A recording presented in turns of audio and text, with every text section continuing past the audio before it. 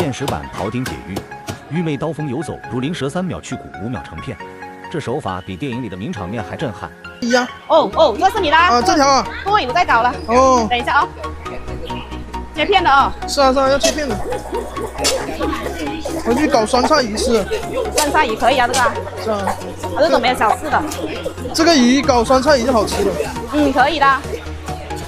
为什么要插这个跟针一样的东西啊？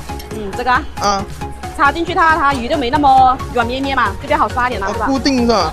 对呀。哦，还要专业的人来才行。这样子就把肉剥出来了。对。老板娘切的可以啊，这个肉一下就给你剥出来了。哎，天天杀是不是？熟能生巧啊，这没啥的呀。我们搞那个在家里搞那个炒鱼都滑溜溜的，搞不好都。因为你们不常杀嘛，因为常杀常弄你也可以啊。黑鱼都给你搞得那么轻松，你可以弄得很好的。哦，这个骨头砍得这么快的。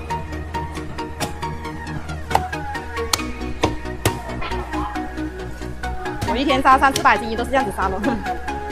确实，专业就是专业的事，专业的人做。哎，这也没说专不专业的这个啊。你看多几次啊，可能你比我做的还要好是吧？我们不行啊，我搞不了。男人不能说不行啊。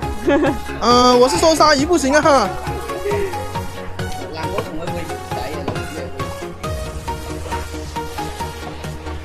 哇，这个切片还切得这么好啊，很丝滑哦，老板娘，你这刀工。刀工？是啊。刀工一般般的啊，主要是我有把用的是小的刀。刀啊？对。我看你这。哇，你这刀好像确实哦，比我家那个锋利很多哦。在哪里买的这个刀？你问他干嘛？我看你这个刀这么锋利，我也想搞一把啊。哦，你真想要吗？是啊，给我搞一把喽。想要给我头像哦，来我直播间就有同款菜刀。直播间就有同款啊？对，直播间就有。